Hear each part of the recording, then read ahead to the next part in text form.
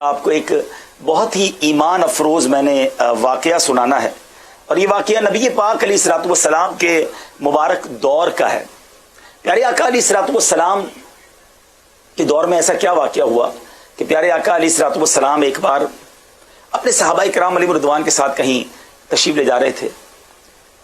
اب اس قافلے کا پڑاؤ ہوا، ایک جگہ بریک لیا گیا اور یہ اعلان کیا گیا کہ قافلے والے کچھ کھا پی لیں۔ اب جب صحابہ کرام علیہ رضوان نے اپنے توشہ دان کھولے، آج کی زبان میں جو ہم ٹفن باکس کہتے ہیں، تو حالت یہ تھی کہ صحابہ کرام کے پاس روٹی تو تھی مگر سالن نہیں تھا۔ ذرا غور کیجیے یہ کون لوگ تھے؟ یہ نبی پاک علیہ الصلوۃ والسلام کے صحابہ ہیں، یہ پیارے آقا کے ساتھی ہیں، مگر حال یہ تھا کہ سالن نہیں تھا، صرف روٹی تھی۔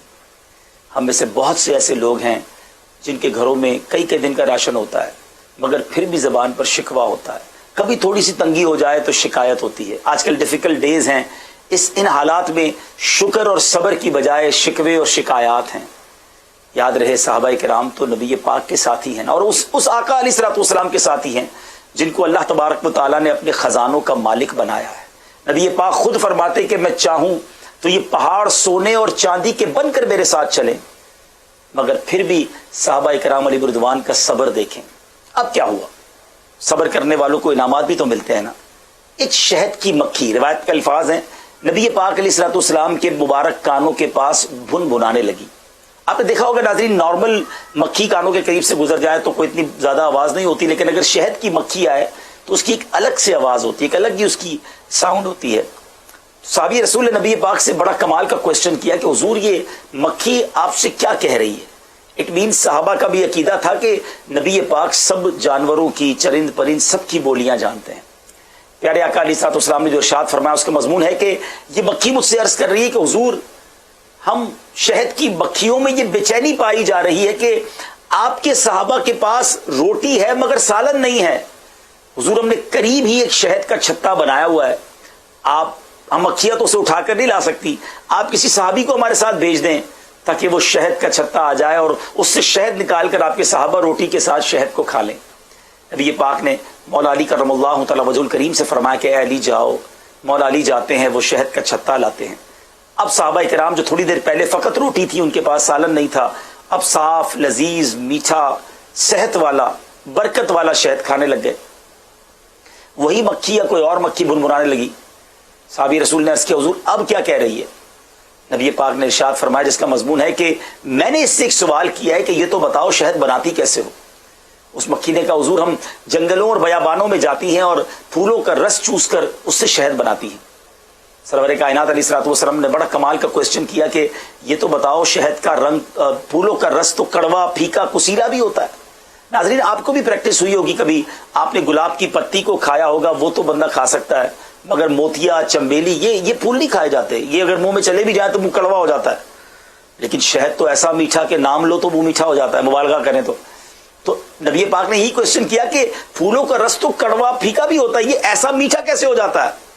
سبحان اللہ، اس مکھی نے جو جواب دیا ناظرین وہ بڑا ایمان افروز ہے۔ وہ مکھی کہتی ہے حضور ہم جب مکھیاں پھولوں کا رس چوسنے جاتی ہیں تو اس میں ہمارا ایک سردار بھی ہوتا ہے، اور آج بھی سائنس ہی کہتی ہے کہ یہ جو شہد کی جو پورا فلسفی ہے، پورا سلسلہ ہے، اس میں کوئین بھی ہوتی ہے، ملکہ مکھی ہوتی ہے۔ وہ مکھی نے تقریباً 1450 سال پہلے بتا دیا تھا کہ حضور ہمارے ایک پورے قافلے میں ایک سردار ہوتا ہے۔ جب ہم پھولوں کا رس چوس کر واپس آتی ہیں تو وہ جو لیڈر ہوتا ہے، جو امیر ہوتا ہے، وہ حضور آپ پر درود پڑھنا شروع کر دیتا ہے، اور ہم ساری مکھیاں اس کی دیکھا دیکھی آپ علیہ الصلوۃ والسلام پر درود پڑھتی ہیں۔ حضور یہ کوئی اور کمال نہیں ہے، یہ آپ پر درود پاک پڑھنے کی برکت ہے کہ کڑوا پھیکا کسیلا رس جو ہے پھولوں کا یہ شہد جیسا میٹھا ہو جاتا ہے۔ سبحان اللہ سبحان اللہ۔ پھر شہد میں کیوں نہ شفا ہو؟ آج کی سائنس بھی کہتی ہے کہ شہد جو ہے وہ بہت ساری بیماریوں کے لیے شفا ہے۔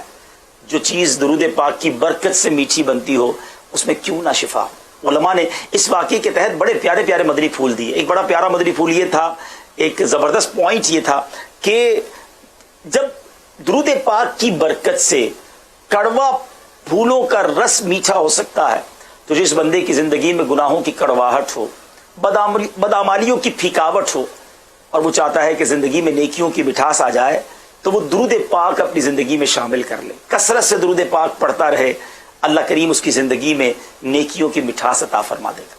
ایک اور مدنی پھول، ایک اور پوائنٹ آپ کو بتاتا ہوں۔ آپ اگر چاہتے ہیں نا کہ زبان کی کڑواہٹ دور ہو جائے، طبیعت کی کڑواہٹ دور ہو جائے، کچھ لوگ بڑی کڑوی باتیں کرتے ہیں، بعد میں احساس بھی ہوتا ہے کہ یار میں جب بولتا ہوں تو لوگوں کو تکلیف ہو جاتی ہے، میں دل توڑ دیتا ہوں، میں طنز کرتا ہوں، اگر یہ فیلنگز ہے نا کہ میں غصے والا ہوں، میں بات کرتا ہوں لوگوں کو برا لگ جاتا ہے، آپ زبان سے درود پاک پڑھنا شروع کریں، اسی زبان میں اللہ مٹھاس ڈال دے گا، آپ کے الفاظ لوگوں کے دلوں میں اترنے لگ جائیں گے۔ بلیو کریں، اگر آپ چاہتے ہیں آپ کی گفتگو شیریں ہو جائے، آپ کی گفتگو لوگوں کے دلوں میں اترنے والی بن جائے، اس زبان کو غلط باتوں سے بچا کر اللہ اور اس کے رسول کے ذکر میں تر کرنا شروع کر دیں، اللہ کریم آپ کی زبان میں مٹھاس ڈال دیں۔